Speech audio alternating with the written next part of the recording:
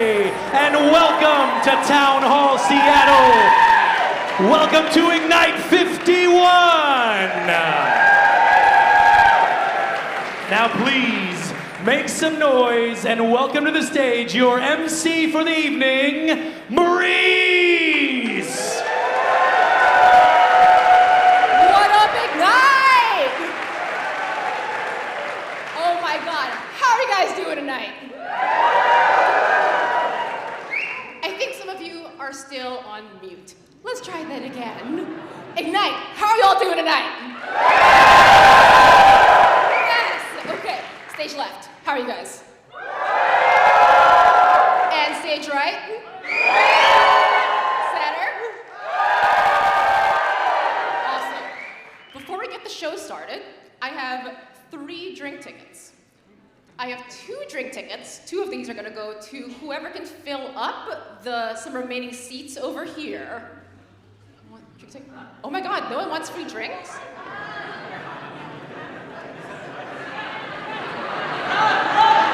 There we go. Okay, we got this. Over here, wait. You get to choose where in the front row you wanna sit. Okay, you know what? Yeah, you got here. Let's do this. Okay, and to the person who was starting the wave. Who was this fellow over here? Get over here. That was awesome. That was so cool. And let's make it happen. All right, let's do this wave.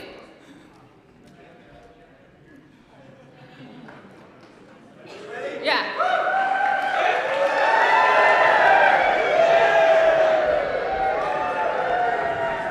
That was awesome. Okay, guys. Clap if you have been to Ignite before. Awesome. So glad to be back home, right? Like, Benaroya was cool, that was fun, but there's no place like home. Now, clap if this is your first time at Ignite.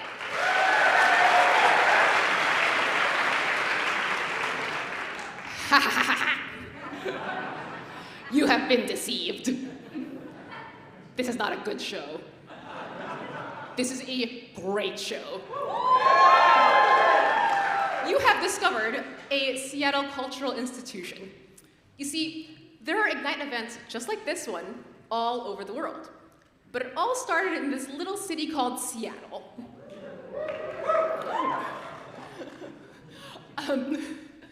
And so we were the first ones. We started this all, and we've been doing it for 20 years. So glad you showed up. And since we've been doing it for 20 years, we have a few traditions. One of which is that the host, the MC, that's me, I'm Maurice, I give the first talk of the night. So let's get started.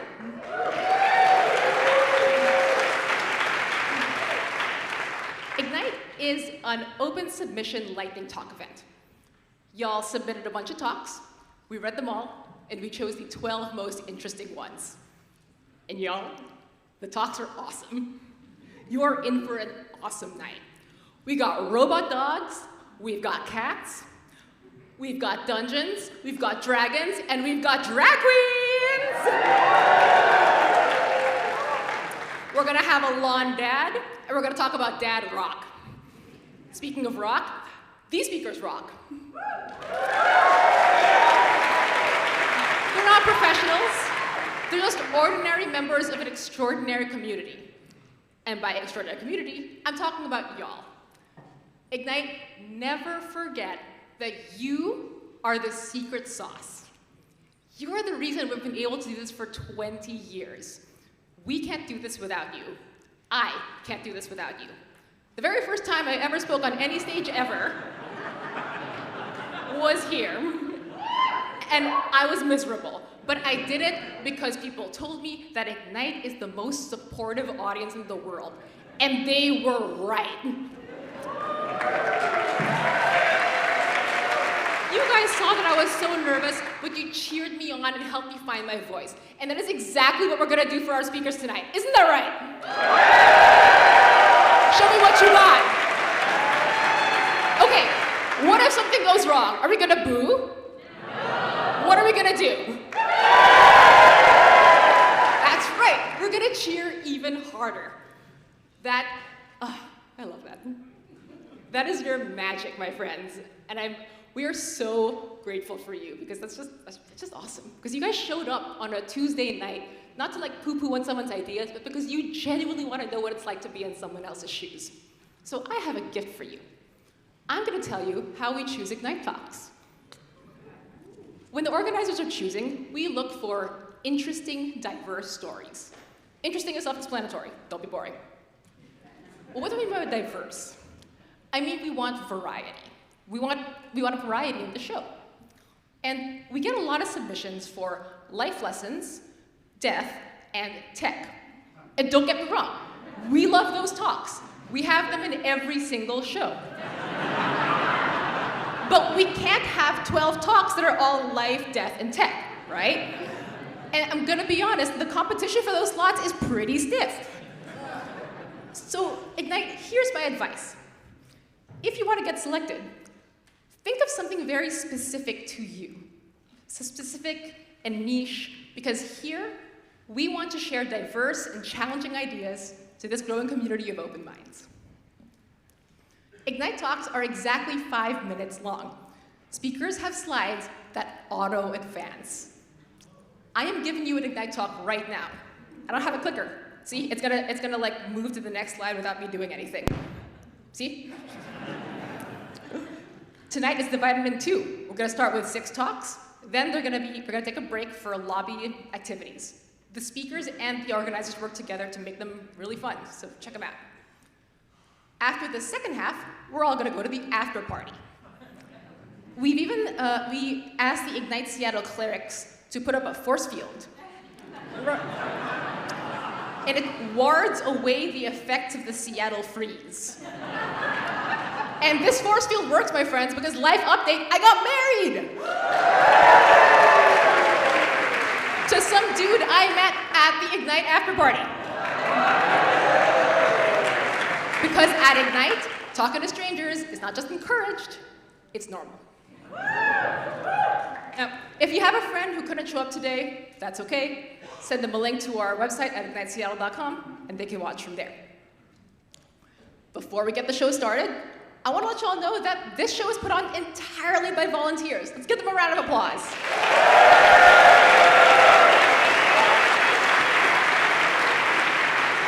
We also want to thank our generous sponsor, Geocaching HQ. They're a company based in Fremont. And did you know that there are millions of physical containers like hidden everywhere just for you to find? Download their app to find them.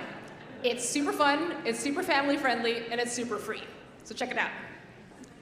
And that, my friends, was my talk.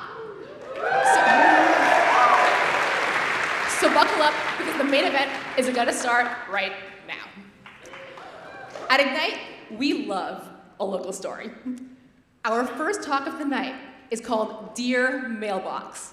Let's welcome to the stage, Aurea.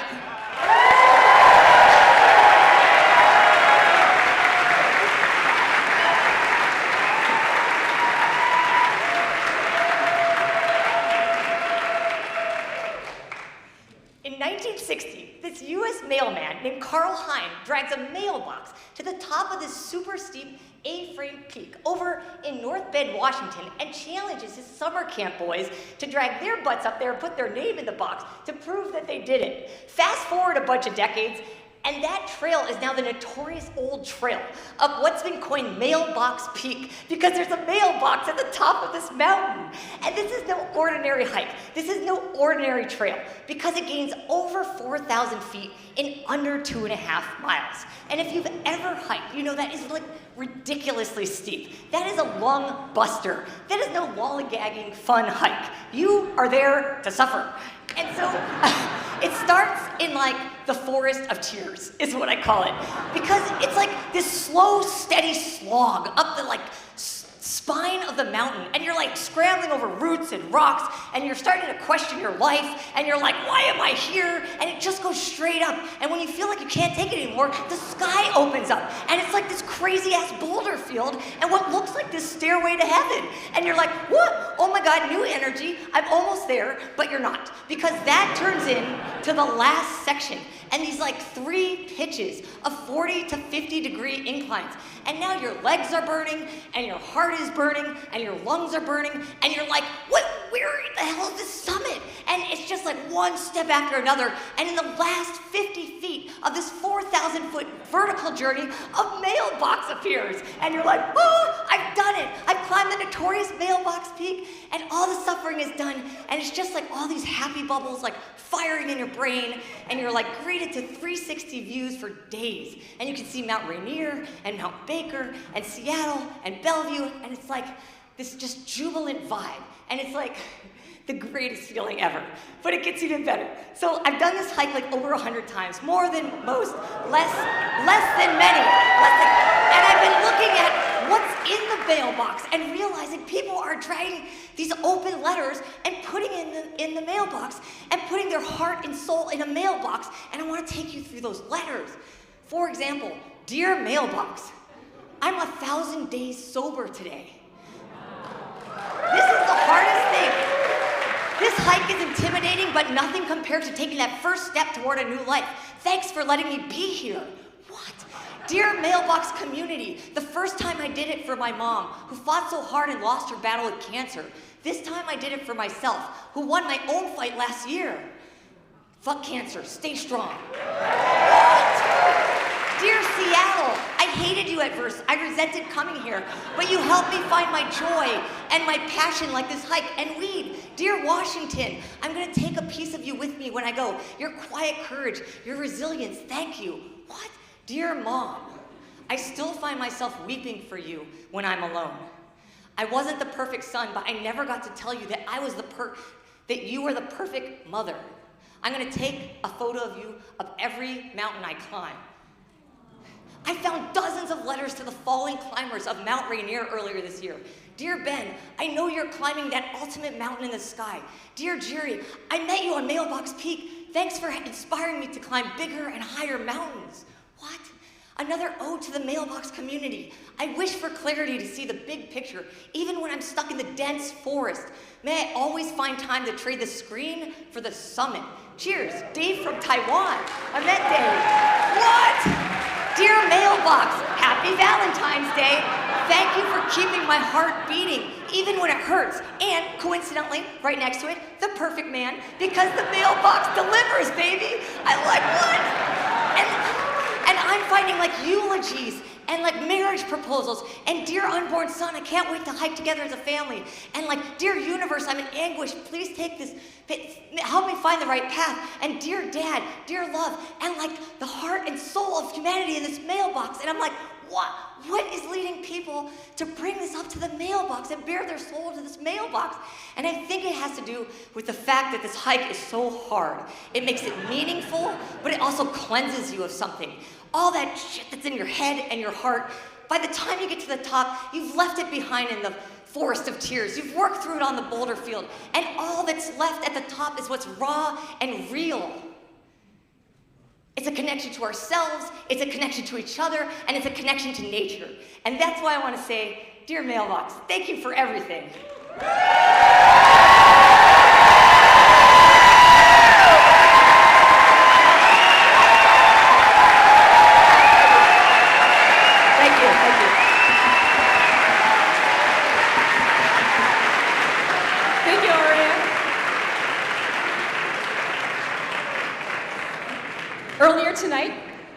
Earlier tonight, I asked Aurea how to pronounce her name. And she said, Aurea, like Aurea of sunshine. Isn't that perfect? Let's give her another round.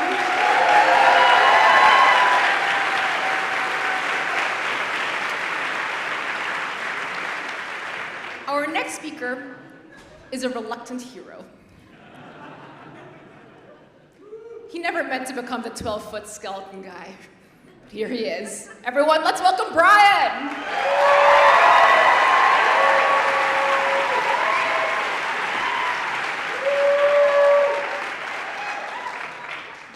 We were deep into lockdown when the 12-foot skeletons first appeared. My kids named ours Skelly.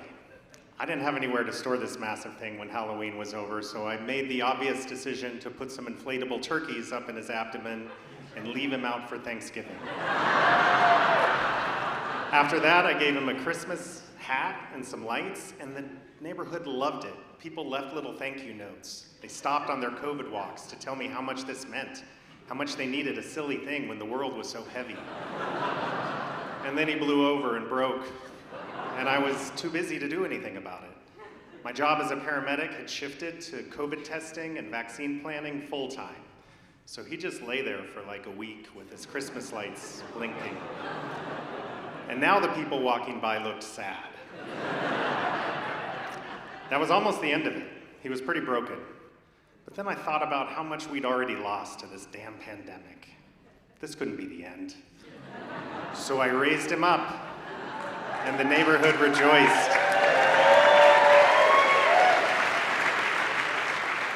And that's when I went all in for every single holiday, just full throttle. People started coming from all over. We were a little destination. Even the Jeopardy host up the street was tweeting about us. The energy around this was intoxicating, and I just went with it. One skeleton became two. Someone made a birth announcement in front of our house. And as the crowds continued to grow, my neighbors just smiled and shrugged. Nobody had any idea that this would continue for 6 full years. One weekend I had his head off to do some maintenance, and a persistent woman pulled up and gave me a report. My son drove his entire family all the way here from Bellevue yesterday just to see this, and the kids are very upset. What is going on here exactly? Okay, lady, it's not a national park. But that was a good question. What was going on here exactly? The pandemic was long over. I didn't even know what this was anymore. And then I remembered what happened to my Aunt Lila. When Lila was a young woman, she got a couple of clown figurines on vacation. And then later, when she got married, her mom bought her a few more. And before long, all presents from family and friends had organized around this single theme. And her hobby just snowballed out of control. She became the clown lady.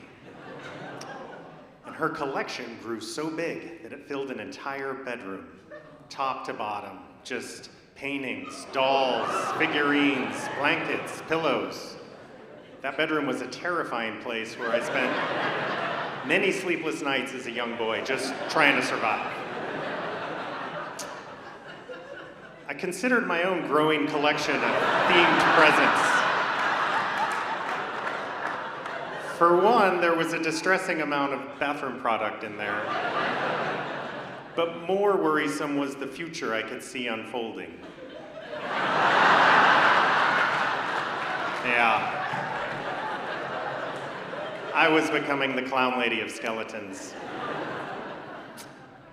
I always thought that identity came from deep inside, from your values, your beliefs, your bones. I never realized that identity could also come from the outside in, gradually, accidentally. I took Skelly down a couple of weeks ago. I don't want to be the skeleton guy forever, but I am truly going to miss watching people stop and laugh and take a picture and share a weird little moment with strangers. I'm going to miss these smiles. I'm going to miss being a neighborhood hub of random joy. The world is still heavy, and we still need silly things. I realized that I hadn't just become an accidental 12-foot skeleton guy. I'd also become a guy that just really loves bringing the neighborhood together. The skeletons were never the point. The people were. So now I'm excited to find a new way to create those weird little moments. I don't know what it is yet, but I'll find it. And I'm excited to just bring the skeleton joy out at Halloween, like a normal person. And yes, I know that means resisting the urge to decorate him again in November. I think I'm ready.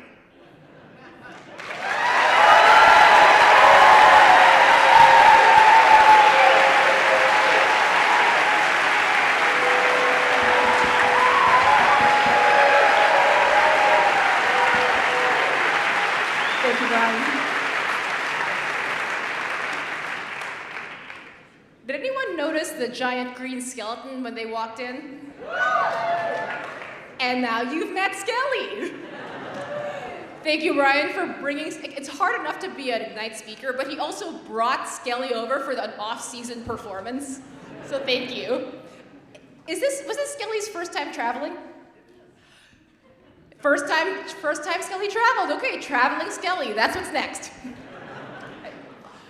Our next talk is called Teaching My Robot Dog to Walk Itself. Everyone, let's welcome Bailey.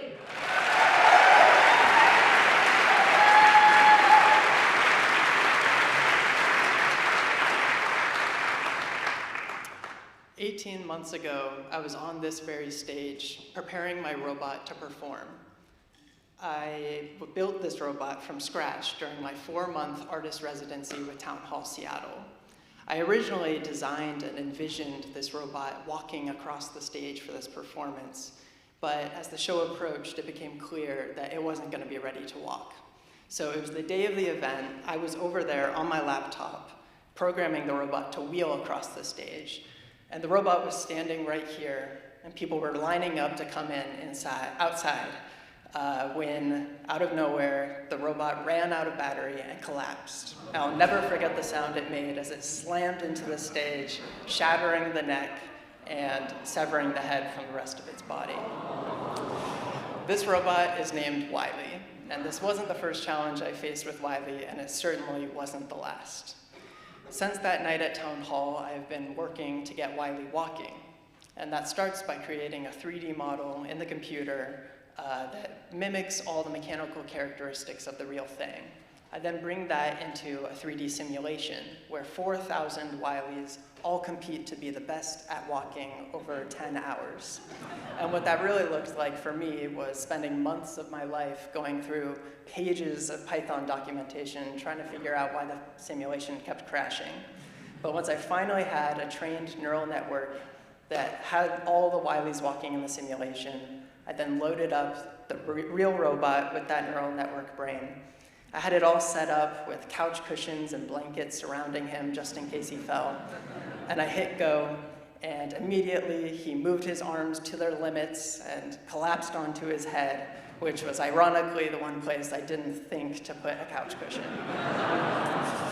Despite feeling pretty disappointed, I then went into the data logs that the robot had recorded and saw what it had sensed and predicted and told the robot to do during that test. And then I compared that to what really happened.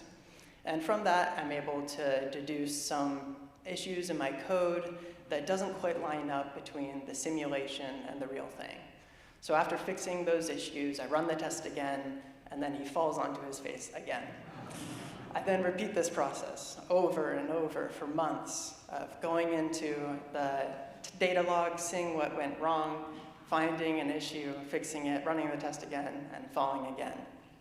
And I kept doing this until it felt like there was no more improvements that could be made. And that's what brings us to test number 21. Test number 21 started like any other. I hit go, and then Wiley fell down to his knees quite violently. I felt the familiar feeling of disappointment I was used to at these tests. I was about to hit the stop button, but then he started sporadically army crawling his way across my room until he eventually rammed up against my sliding glass door. And it was Wiley's persistence in this test that reminded me of that night at Town Hall. His head had just fallen off, but I decided that was not going to be the end of Wiley's story. I took 6 zip ties and zip-tied his head back on, and then sat back with the rest of the audience and hoped for the best.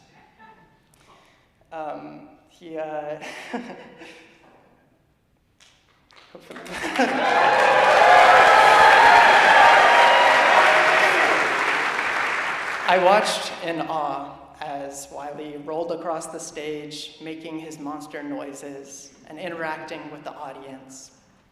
Even though it wasn't what I had expected, Wiley and I both persevered that night, and our hard work had paid off.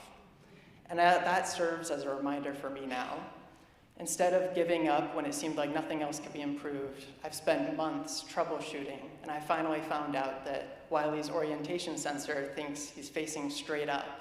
So while I've been working to overcome failure, Wiley has been working to climb up an imaginary hill of his own.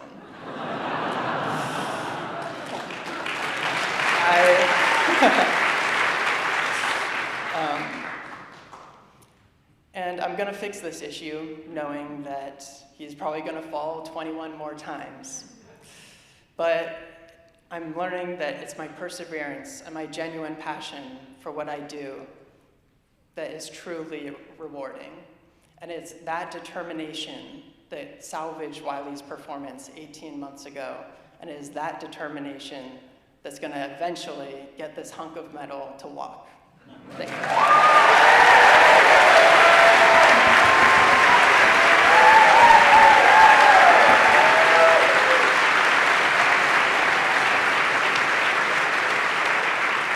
Thank you, Bailey. Bailey, are you more of a dog person or cat person? Robot dog person. Robot dog person. All right, clap if you are a dog person. Clap if you're a cat person.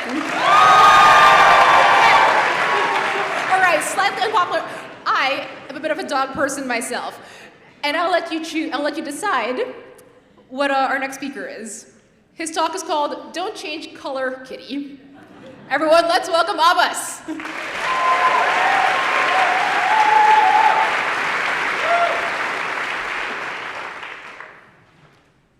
If your cats start glowing and or change color, there's something wrong. Stay calm. You need to pack your bags. You need to leave. Go as far away as possible. Don't forget to take your cats though. They need to stop glowing. Please remember this, etch this in your brains, go tell your kids about it. And help me participate in the social experiment to pass this information 10,000 years into the future. Now, of course, you may ask why. Unfortunately, with nuclear waste disposal, the particular land is uninhabitable by humans for at least 10,000 years. It is just the state of things as it is. We cannot undo this, we can't change this. Current processes have done good to explain the science and explain the danger away to all of us right now. But what about 10,000 years in the future?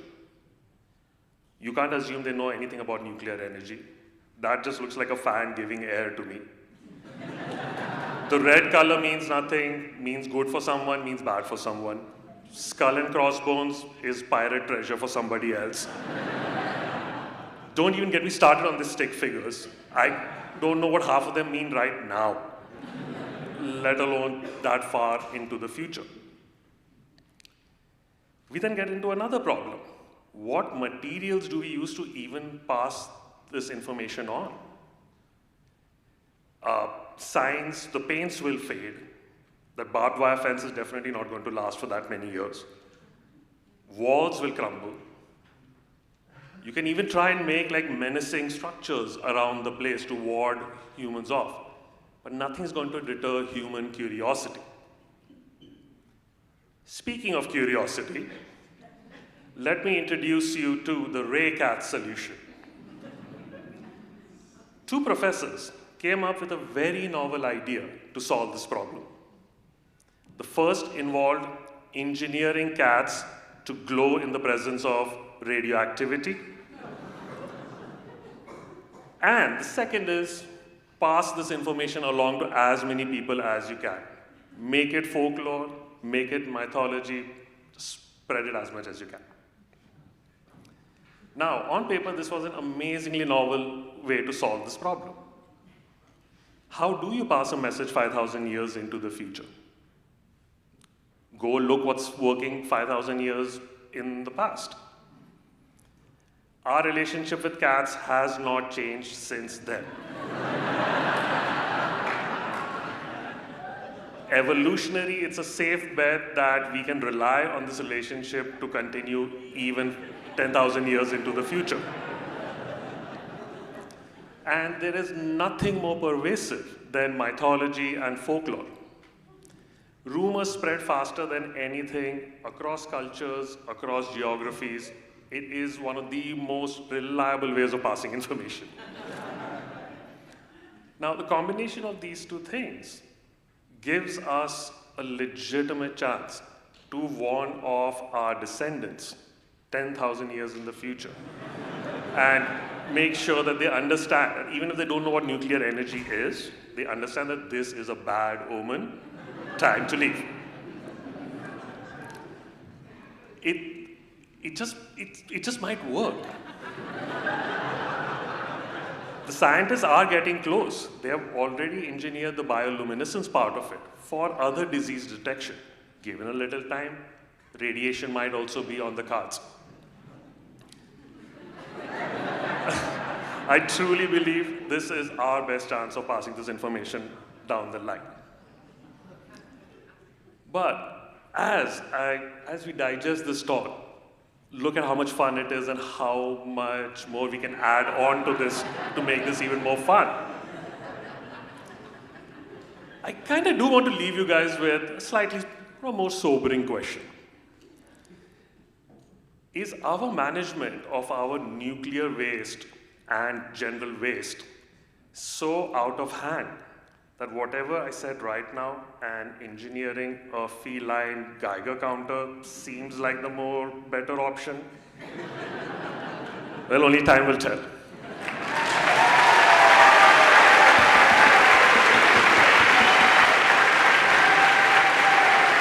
Thank you, Abbas. Thank you.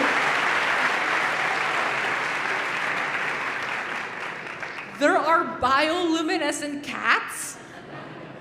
I think I have to become a cat person after that. I might keep like a little bit of uranium at home just to see, right? Like check out what my cat can do. Thank you so much, Abbas. Our next talk is a personal one. It's called A Taxi Driver Got Me on TV in Colombia. Everyone, let's welcome Jacob.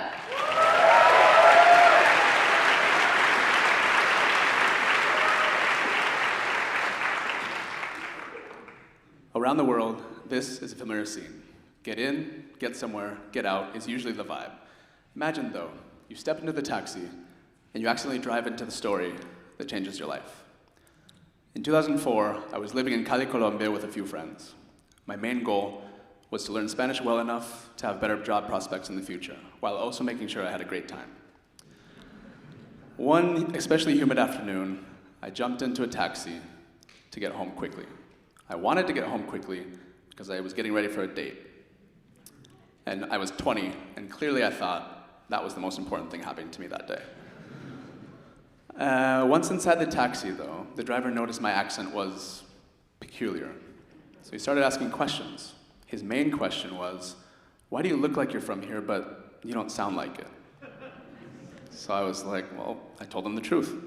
I was born there, abandoned as a baby, and adopted by a family here in Washington State. Specifically here in, well, I was gonna say Seattle, but Tacoma, Gig Harbor, anyway.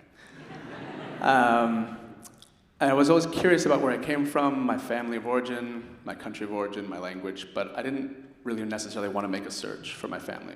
I didn't know how. Luckily, when I was living in Cali, I was volunteering at the orphanage that I'm from. They gave me my adoption documents, and that had my biological mother's name and her birthday, but nothing else.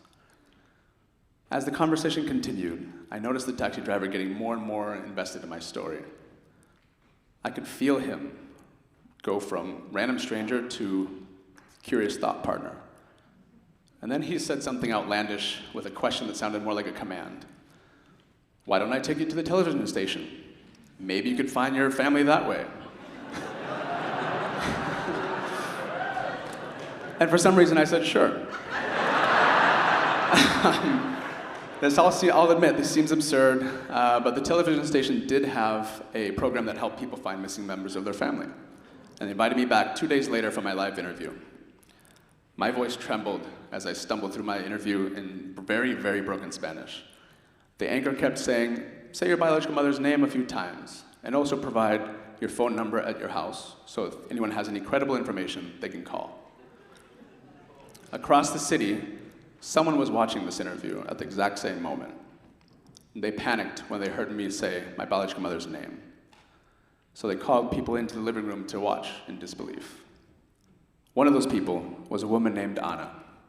Nothing made sense until it did. Her sister had kept her pregnancy and my birth a secret from the entire family, which meant no one knew I existed. Whew. What do you do when you discover a family member on live television? How many questions were they bombarded with that afternoon? As I...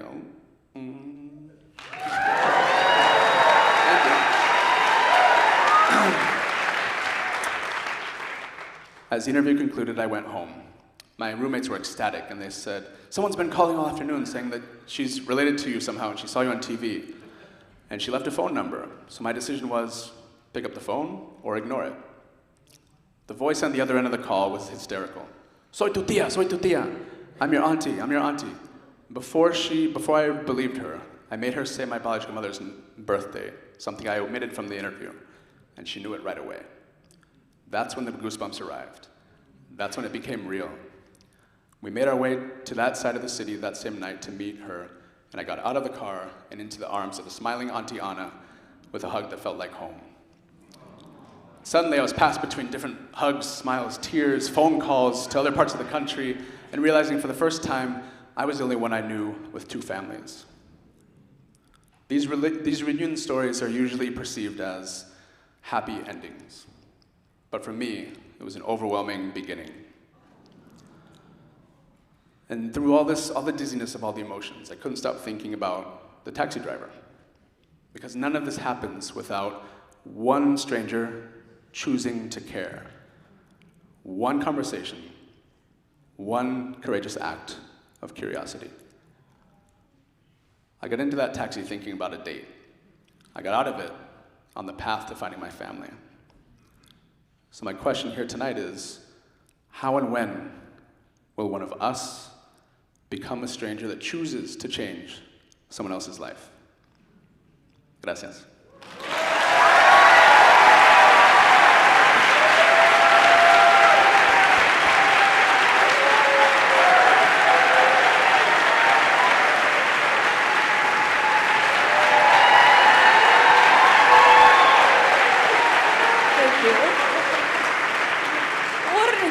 Story. Oh my goodness. Wow. Thank you so much, Jacob. So like I said, at Ignite, we love a local story. And we also like really niche subjects.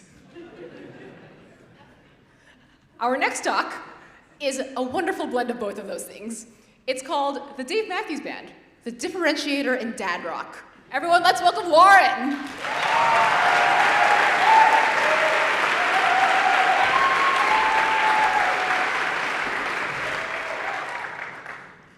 All right, so about 4 years ago, I was properly introduced to the music of Dave Matthews. Before that, I knew maybe 2 or 3 songs, but in the last 4 years, I have seen this band 31 and a half times. Now, initially, I shied away from them because I thought the fan base was a little intense, perhaps cult-like. And I had Dave fanatics in my life, but I just didn't get the draw to this band. Particularly as a queer lesbian with 2 cats, I just felt like we were outside of the demographic. You know, I just thought all the fans were guys who went to college in the 90s. But then something happened. You see, I'd been turning down invitations to see them live for years, but about 4 years ago, I had the opportunity to see them twice, back to back, and it started to click. They're doing something I've never seen before. But listen, you don't have to take my word for it, because we have 35 years of archival data that shows the strategy behind their set list. So we're going to spend the next 3.5 minutes getting kind of nerdy together, all right? I've got charts, I've got graphs, I've got cats. So let's get into it. I'd like to introduce you to the DMB Almanac. This is a comprehensive database built by fans that tracks every show Dave and the band has done since 1991.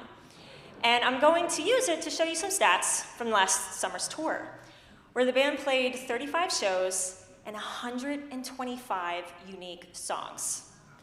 Nearly every show opened with a different song, and we see a similar variety in how they close sets as well. Back-to-back shows in the same city have no repeat songs. And shows that are in a similar region have pretty unique set lists as well. So fans who travel get to collect more songs. But if you're a normal person and you just go to one venue, year over year, you're still getting a different set list. Jones Beach here, since 2021, has seen 72 different songs. So this is not a band that's playing the same hits every year. And just when you think that there's a method to the madness, they're changing stuff during the show. And sometimes we think that's just a vibe, which is hard to prove. But I can prove the weather. You see, for the last 15 years, this song called JTR has only been played 26 times. But every single time, something terrible happens. There's torrential rain. There's a Canadian wildfire. I mean, this is not a coincidence. The song features prominent lyrics about rain. This is me calmly earning my first JTR in Wisconsin. So we know that this is a rare song that comes out during bad weather. But we also know about song rarity through the almanac, because it'll tell us how often a song comes up during the tour or the lifetime of the band. We have this thing called liberations, is when a song comes back after not being played for at least 1,000 days, which is very exciting. We love data. But arguably, something even cooler happened 2 years ago. They were kicking off that summer tour, and it's in their second night at West Palm Beach, and it starts to rain. And if you're with me, you know what that means, right? 2 different set lists, correct. Did they get a JTR? No. They got a different liberation instead. They got a unique combination of songs. See, there's this song called P&P, and historically, it almost always segues into Rapunzel. And they didn't do it that night. And that hadn't happened in 14 years.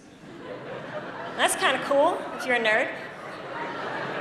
Except 4 days later, they do it again, and P&P segues into a different song, into Granny, and then Dancing Nancy's at a different show, and two-step at Minarets? Crash? I mean, guys, I don't know if you're understanding what I'm saying here.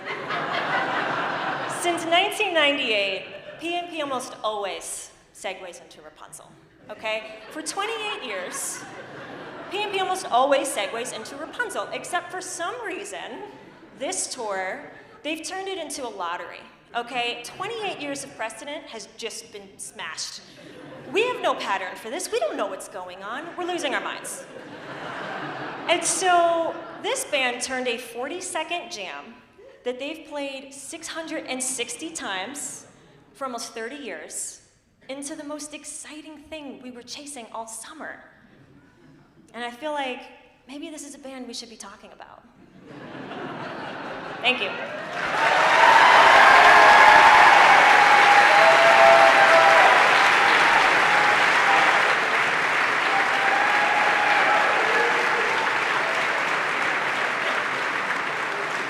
Thank you so much, Lauren.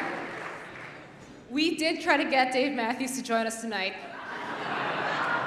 Unfortunately, according to the Dave Matthews Band Almanac, which is mobile responsive, he is currently in New York. So, anyway, now we get to crash right into intermission. We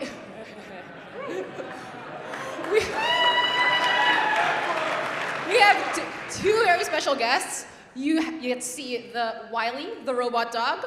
You'll see Skelly. We also have a photo booth, a make-your-own magnet station, and, of course, a mailbox. I'll see you guys back here in 25 minutes.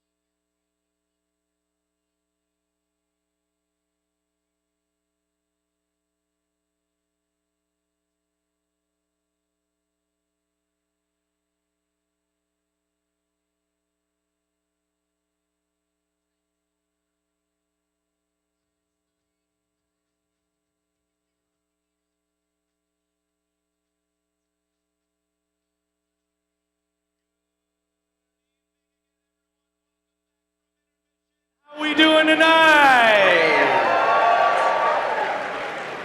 All right, we're gonna have to do better than that. Let's make some noise now and welcome back to the stage our MC for the evening, Marie. Welcome back, Ignite. Did you guys meet Skelly? Yes? Did you meet Wiley? Hell yeah. All right, so before we get started with the second half of the show, I have a quick announcement. See, Ignite is a very special place. We're very special because, unlike everywhere else, Ignite is hiring. We don't pay, but we are hiring. Specifically, we're really looking for like a social media manager because I'm gonna be honest, guys, most of our marketing is done on email. I know a lot of you are here because you clicked on a very compelling subject line. And I love that for us, but we are also the only 20-year-old that still uses email. So if you're one of those people who just like has a knack for social media, come join the team because to help us grow our community. All right. Volunteering was super fun. Okay, so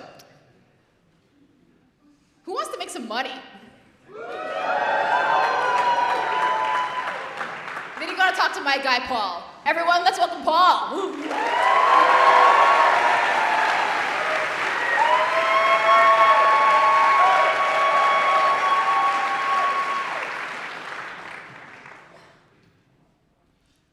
I accomplished all this in 6 weeks, and so can you.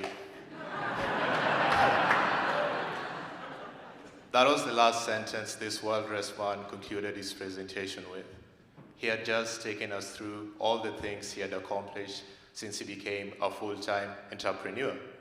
And 18-year-old me sat at the back of that conference room, believed him. I believed that I too could change my life. So the next day, I took the loan meant to pay for my first semester of medical school and used it to join a pyramid scheme. At the time, I thought this was a viable business model. In a few weeks, I'll be making more money than medicine could pay me in years. And my life was definitely going to change for the better, or so I thought. Once business operations started, however, I was hit with a different reality. I was told that I had to do outreach, friends, family, acquaintances. That person that you just said hi to in the lobby a few minutes ago, you should have told them about this amazing business opportunity. And we had one rule above all else. Look successful even when you're not. My teammates and I will go to expensive restaurants around town, not to eat there, but to take pictures of ourselves whilst we're there. Pictures which we'll put on our social media so that people knew how much they were missing out.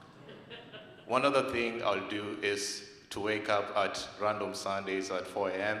just to post one of those cringe grindset quotes. Something along the lines of, while you're asleep, I was out there making moves, only to go back to sleep 5 minutes later. Weeks passed, no money came in, my debts were stacking up, and I was starting to get a bit desperate. And when you get desperate enough, you stop questioning who you're becoming. I decided to change my strategy as what I was doing was clearly not working. So I started lying, casually at first, but then I got fluent at it. Fluent at selling all these false dreams to vulnerable people who just wanted to change their lives. And 2 people bought into those dreams. They joined the business. My team was happy, and everyone was celebrating because they knew they were gonna get their own cut. And you would have thought that I was happy too, but I felt something else. I felt this deep sense of unease. One of the people that I had recruited had pulled me aside and told me that he had taken money from his church treasury and invested it into the business under the false promise that I had sold to him that you'll triple that amount in 5 days. And I remember the excitement on his face because it was my face in that first seminar, fantasizing about all the things I would supposedly achieve, and I knew that was definitely not happening. I reached out to my teammates for advice, but I was met with indifference. They told me that people had invested their rent, the medical funds, some even their children's tuition into this, that this was normal and I shouldn't think too much about it. That night, I lay in bed looking at my account balance. For weeks, having had nothing, it seemed like I was starting to make some bit of progress. But I felt sick. And it's because I realized I wasn't the person people once trusted.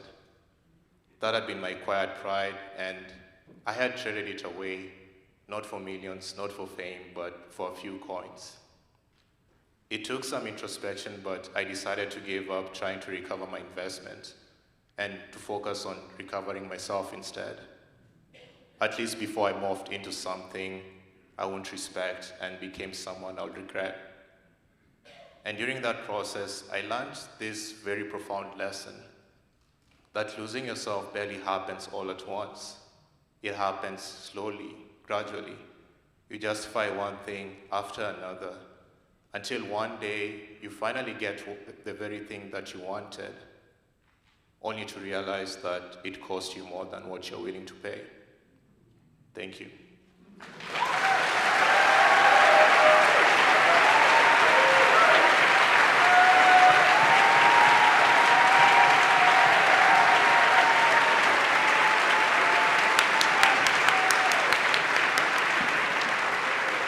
Thank you so much, Paul. Wow, what a powerful story. Thank you.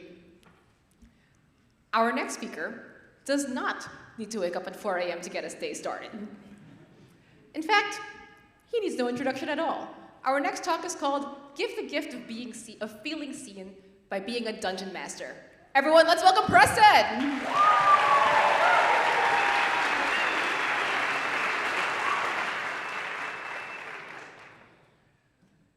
You and your adventuring companions have entered the haunted wood behind your village. You come here in search of a missing child, and after days of looking, you finally stumble upon a sort of spooky cottage with this nefariously green smoke rising from the chimney and strange noises coming from within. What do you do? Now, we're going to decide what we're going to do with a vote, okay? So here's how this is going to work. You have two options. Option number one, you can sneak up on the cottage, peek in through the window, scout it out. Option two is you can kick in the door, be decisive, there's a child's life at risk here. Okay, so by sound of applause, who votes for option one, sneak up on the cottage? Okay, option two, kick in the door. Very well, Ignite Seattle. Thank you for making a bold choice, and congratulations, nerds. You just played Dungeons and Dragons. This is the fundamental rhythm of the game. I set the stage as your dungeon master. As players, you make a choice. As players, you each control one person in the world of the game that we are creating as we go, and I, as the dungeon master, control everybody and everything else, which might sound like an imbalanced game, but remember that the goal is not for either side to win. The goal is for us to work together to tell a good story, and the best stories always come from collaboration. For example, this one time, right, I'm DMing for a bunch of really little kids, and I say, you're being attacked by bandits. They send these big, scary dogs after you that bark a lot and drool, and they're attacking you. What do? And this little girl looks at me and says, I don't want to hurt a dog. I say, okay, yeah, what do you want to do instead? She goes, can I feed it something and make it my friend? Of course you can. And that's how our story became about rescuing puppies and not killing bandits, right? Or another time, imagine this scenario. You've snuck into the king and queen's throne room to spy on them. They are by themselves. What do? My player says, I want to cast this spell I have that lets me detect thoughts on the queen. And I say, okay, you can hear what she's thinking. You can feel what she's feeling. What do you want to do? Do you want to know what their plan is, where their army is? And my player goes, does she still love him?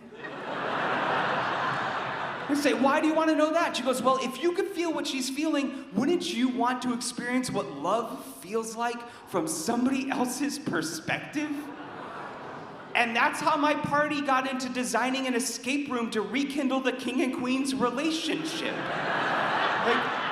Or this other time, right? I have a player who wants to be a sort of reverse Indiana Jones. They want to play an elf who sneaks into human museums, steals elven artifacts from them, and then returns them to the elven people. Okay, yeah, now we're cooking with gas. And so I say, yeah, here's the villain that I come up with for this is a sort of professor who defends their right to keep the culturally appropriated ill-gotten gains that this museum has. And then my players ask me a question that I should have anticipated. They say, what kind of classes does this professor teach?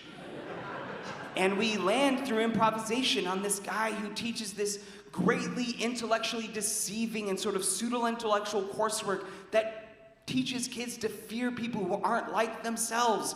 And we hate this villain. The best villains are not the Saurons or the strange, large, mysterious people. They're the people you might meet every day. And when they finally win, they were elated. So, okay, imagine this scenario. I'm at a game store in West Seattle. I've known these people for about 4 weeks. I don't know it yet, but they're going to become good friends. And I've said, hey, you just defeated the evil professor. The guards are coming to arrest him. What do you want to do? And they say, no. The guards can't come yet. Not until we've told this guy how we feel. And we have this incredible, cathartic moment where my players unravel this guy's entire worldview, and they change his mind, and he sees how small-minded he was and all the opportunities and things he might have had in his life if he had just thought differently. And I realized, yeah, okay, it's Dungeons and Dragons, it's a game. But sometimes it's so much more than that. Sometimes as a DM, when a player says, I want to befriend this dog instead of fight it, you get to say, yeah, I see you. I see that you want to be a protector, that you want to do the right thing even when it's scary or dangerous. Or when somebody says, I want to know how this person feels, you can say, yeah, I see you, and that you want to have a deeper understanding of the human experience. And Ignite Seattle, when you say, I want to kick in the door to this cottage, I see you. Thank you.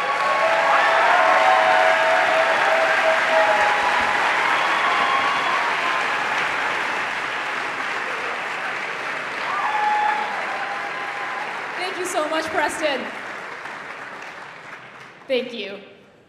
Oh, guys, so I have heard that talk 3 times, and each time the crowd chose to kick the door in. I have never heard the other version. For those of you who did choose to observe through the window, though, nothing wrong with, yeah. Nothing wrong with thinking a little bit differently. In fact, our next speaker has made a whole career out of the unique perspective she brings to things. She's super cool, she's a polyglot, she's like a transnational, she's a professor, and she's here today to tell you about the emotions your language hides from you. Everyone, let's welcome Caroline!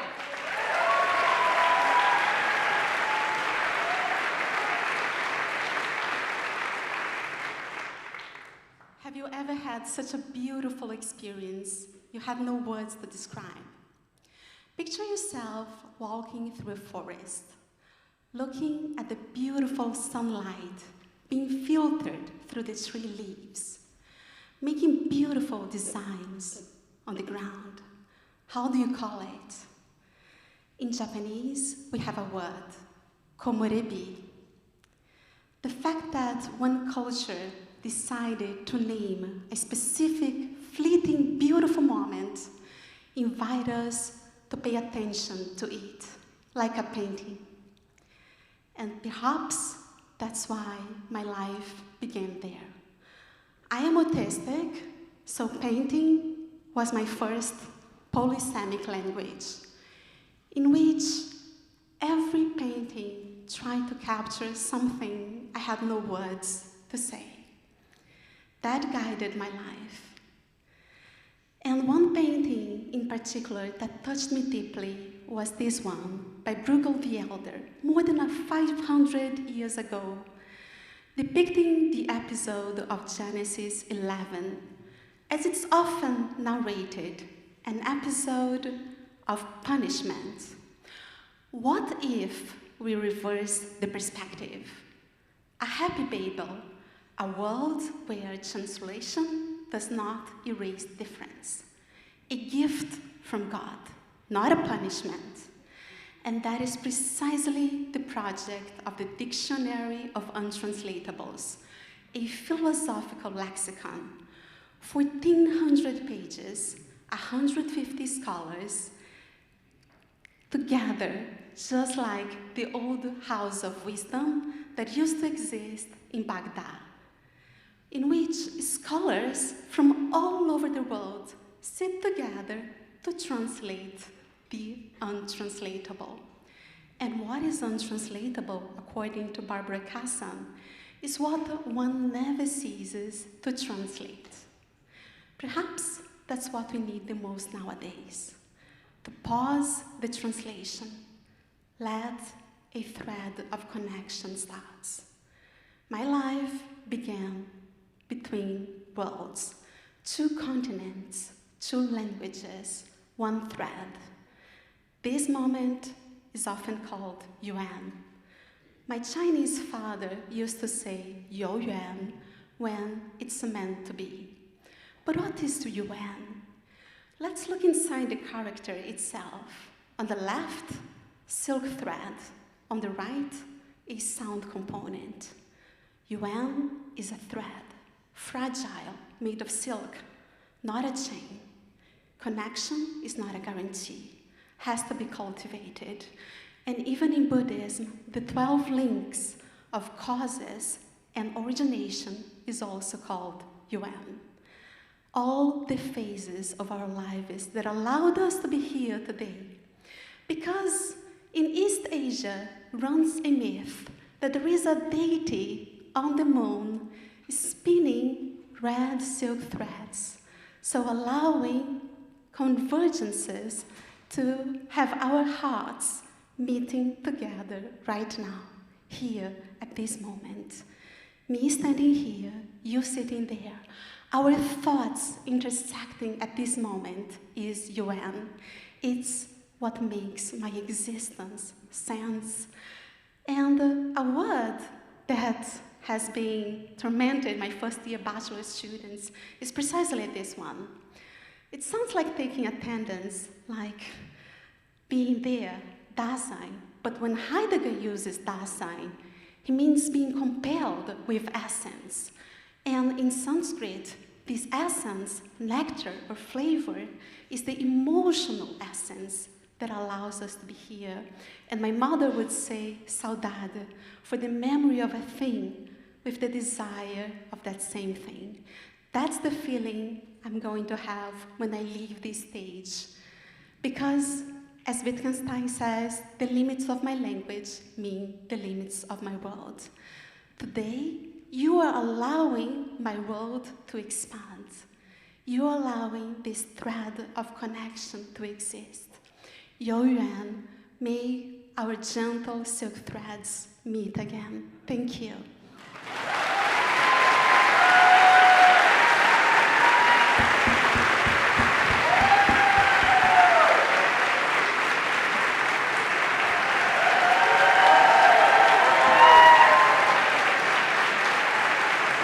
Thank you so much, Caroline. Thank you. Oh my gosh.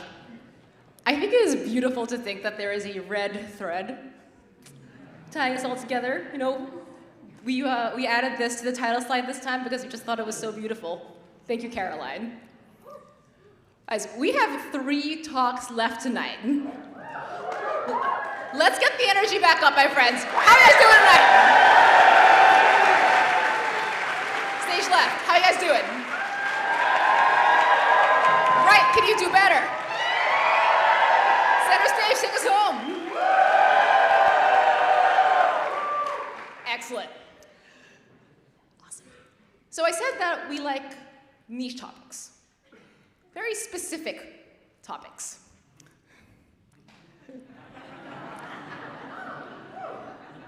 Our next speaker is not an aviator, he is an aeronaut, which I learned there is a difference. He is the hot air balloon pilot who is terrified of heights. Everyone, let's welcome Eliab!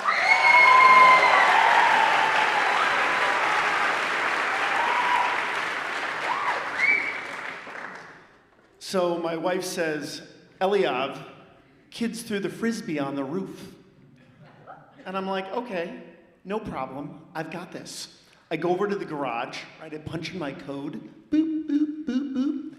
Garage door starts lifting up. I feel like I've done a lot of work at this point, hard work, that basically the frisbee's off the roof. I grab the ladder, I put it very carefully against the side of the house, and I say, honey, it's ready for you. She goes, Eliab, you're not gonna get the frisbee off the roof? I said, no, I'm terrified of heights. She goes, you gotta be kidding me. She goes, you're willing to go to 10,000 feet in a wicker basket with an inflatable rainbow and a flamethrower, but you're not willing to climb an 8-foot ladder? I said, well, when you say it like that, it sounds dangerous. She got the frisbee off the roof. Now, if you've ever met a hot air balloon pilot, I can tell you they will let you know. Now, I'm just not a hot air balloon pilot. I'm a world championship hot air balloon athlete. And I'm very proud to say in September, I will be going for my second time to the world championship. Now, hot air ballooning normally is a chill, very laid-back sport. It's the point where kids fall asleep in the basket, even though it's the most beautiful view you've ever seen in your life. But we're talking about racing. So hot air balloon racing is combined of 4 sports. Number 1, sailing, because we use the wind to steer at different altitudes. Number 2, F1. But instead of going hundreds of miles per hour, we go 5 to 10 miles per hour. But you better believe it, we bump into each other because rubbing is racing, right? Now, when 2 balloons touch, it's called something very special. It's called a balloon kiss. Now, when balloons hang out a little longer, it's called a makeout session. And if they hang out a real long time, well, kids, that's how baby balloons are made.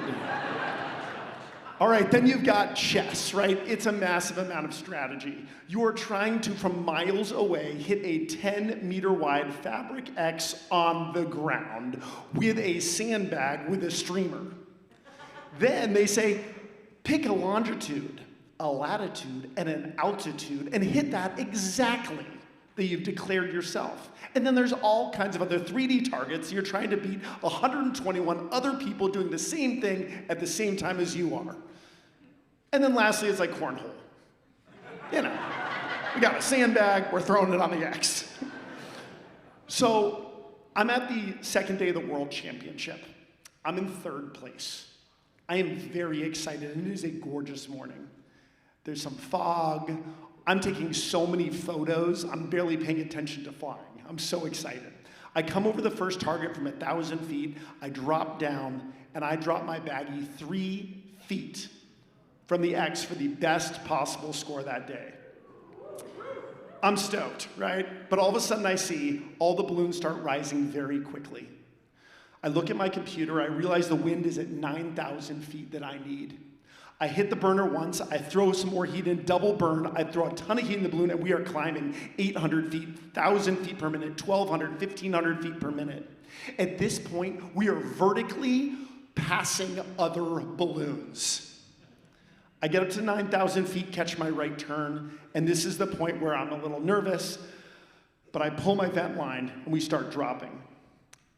800, 900, 1,000, 1,200, 1,400 feet per minute. At 1,400 feet per minute, the balloon starts spinning. The side pushes in a little bit. We're spinning faster and faster and faster and faster. And all of a sudden, it basically looks like a giant cashew in the sky.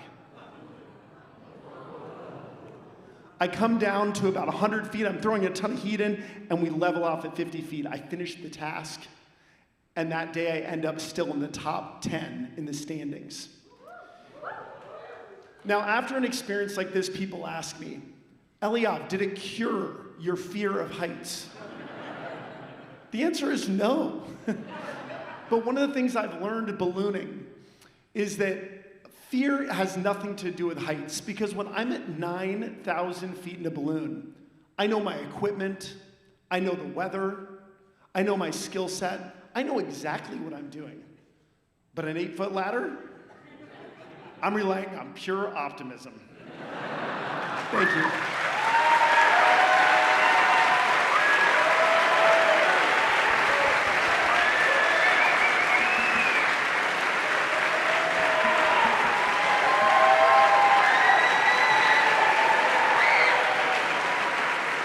Thank you so much, Eliab.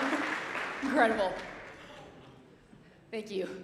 He really blew us away. Thank you. We had Lawn Dad, we have Dad Rock, we gotta have dad jokes, right? We gotta complete the trifecta. Our next talk is called Remember, You Will Forget This. Everyone, let's welcome on stage Paul.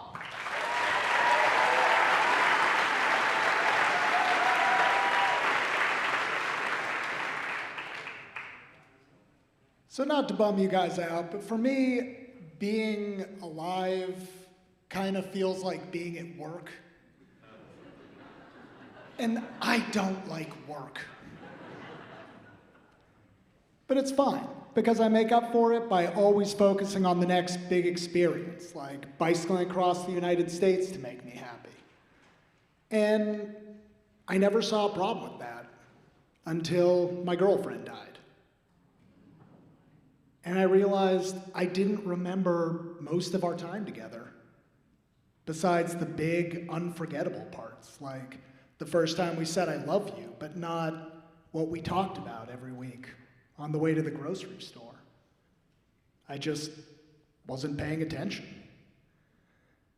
And for a year and a half afterwards, I was just shipwrecked by grief, just clinging desperately to the few happy memories I could remember and trying to move on and keep working up until the point where I decided, like, hey, Paul, go with what you know, hike the entire Pacific Crest Trail. And it turns out, great choice.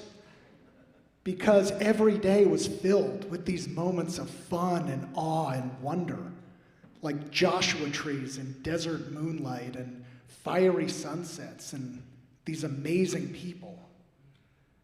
And I was having the time of my life. I loved it. But every night, when I laid down to fill out my journal, so much of the day was already just gone.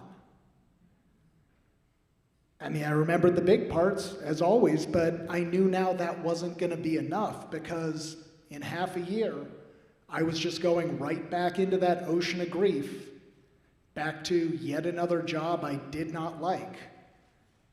And all I would have were these happy memories to keep me afloat. And so I start to get like obsessed about it. I keep being like, you cannot forget this. You cannot forget this. And every night I'd forget it, and it was just starting to drive me crazy. Up until this point where I'm sitting on, this one day I'm just sitting on this sandstone boulder, staring out at this desert vista. And you know, it's fine.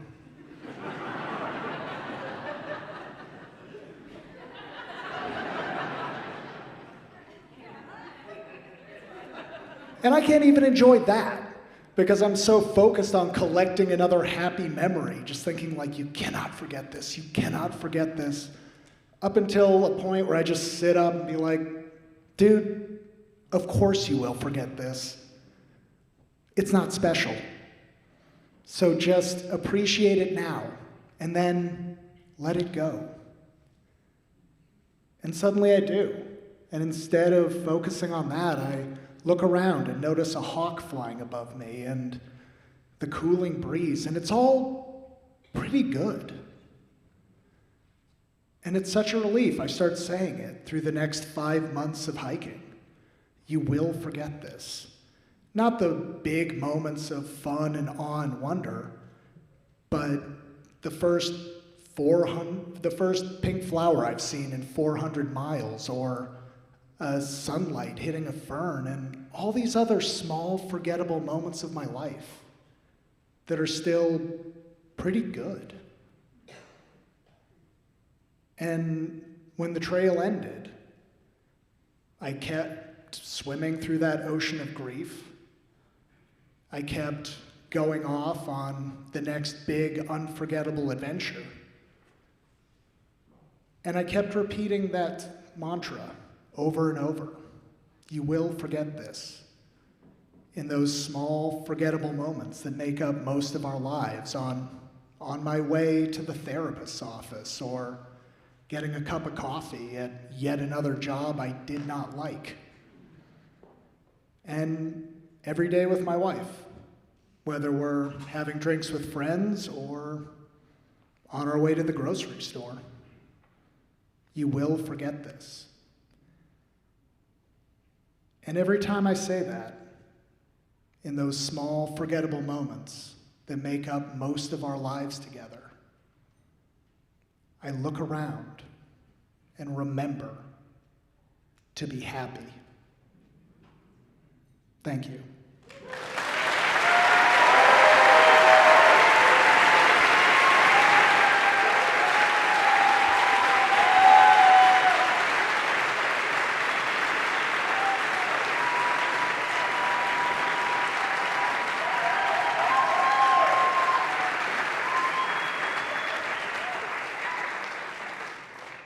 Thank you so much, Paul. That was really good. My friends, we're at the final talk of the night. Our final speaker is so fabulous that I'm gonna put all my announcements here now, because by the time he's done, you guys are not gonna wanna listen to me, okay? So, our next Ignite is on October 1. Tickets are over here. The link does work now. Thank you for everyone who told us it wasn't working. It works now. Go buy your tickets here. Buy now to get the best seat, because the best seats are reserved. Now, if you want to talk, submit a talk by August 20. IgniteCL.com/submit, or this QR code. Remember, my tip, be specific, or find something niche. And finally, remember to come to the after party. It's in the fireside room inside Hotel Sorrento, just 6 minutes away. Got it? Cool. All right, my friends. Speaking of parties, our next talk is called How a Daisy Dad Became Seattle's Unexpected Drag Queen. Everyone, let's welcome on stage Vijay, aka Maya Memsab. Oh, sorry.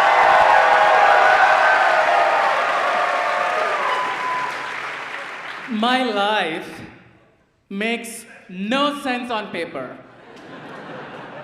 That is what my parents ordered, and they ended up getting this. In a Desi family, you have 3 options growing up. You're a doctor, engineer, or a lawyer. Artist? If I had told my dad I wanted to be an artist, he would have a heart attack. It's okay, I can laugh. I followed the script for decades. Got a job, got married, had a child. The most fun thing I ever did was in a conference room being, can you hear me now? Can you hear me now? I had given up on my life. I was not living my true self. At 39, coming out was not a crisis. It was a jailbreak.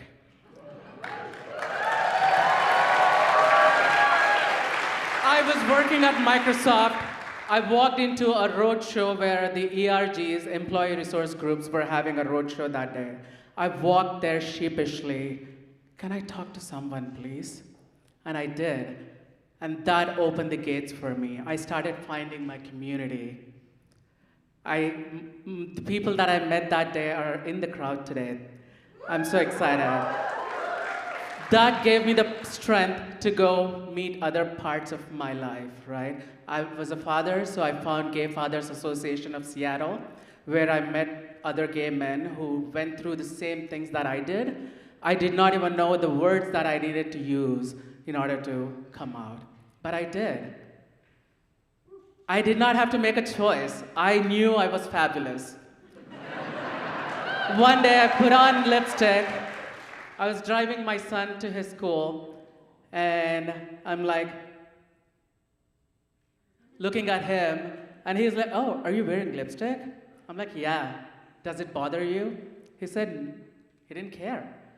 And then I decided to walk in the Pride Parade, and somebody saw me at the Pride Parade and said, hey, Vijay, do you want to perform at Bollywood Nights? And I did, and I have not looked back since. The core of my journey is finding community, creating spaces that I did not have. I now am able to be the role model that I did not have growing up.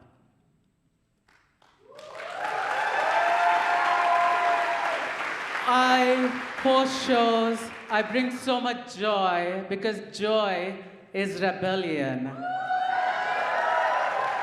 You do not wait to build belonging, you create it. And I'm so proud. My life may not make sense on paper, but it makes sense to me.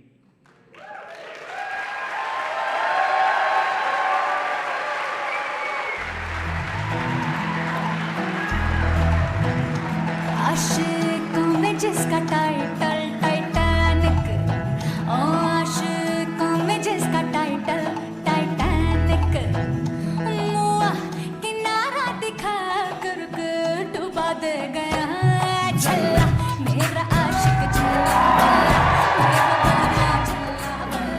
मेरा छल्ला बल्ला बल्ला हमने समझा था golden jubilee जिसे समझा हमने था गोल्डन जुबली जिसे वो तो मैटिनी दिखा करके चुम्मा ले गया छल्ला मेरा आशिक छल्ला बल्ला मेरा बलमा छल्ला बल्ला मेरा छल्ला बल्ला बल्ला महफिल सजनों की जेंटलमैनों की सज्जनों की जेंटलमैनों की है महफिल सज्जनों की जेंटलमैनों की है बेड़ा कोई हो जाए तो आए मजा आए नजरों से पीने में क्या गुनाह है काबूता कैसे पीते हो रूह अफ़शा जिस लबर की खबर पेपरों में है दिल की ब्रेकिंग न्यूज़ उसको सुना है कोई कैसे नजर से कमर का रट्टा लगे इसको मेरी जियोमेट्री भी दिखाए कोई छल्ला मेरा आशिक छल्ला बल्ला मेरा बल्ला छल्ला बल्ला मेरा छल्ला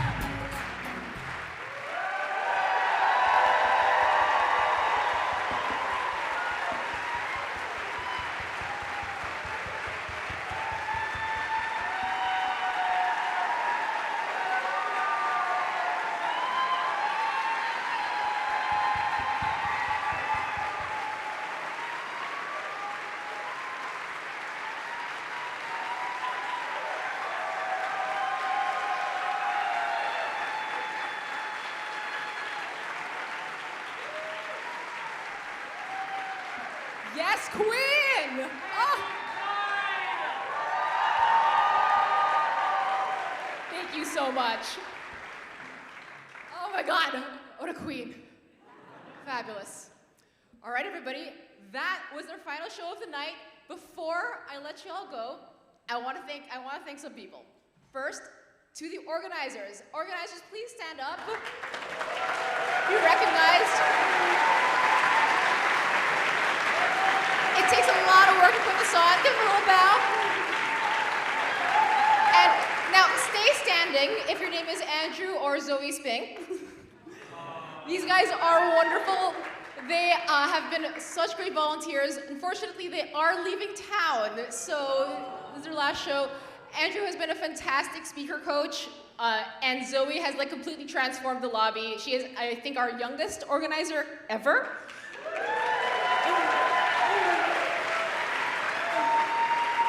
Really, Andrew's best job was being Zoe's chauffeur, is really the thing. Awesome. Now, let's have the stars of our show come back on stage for one final bow.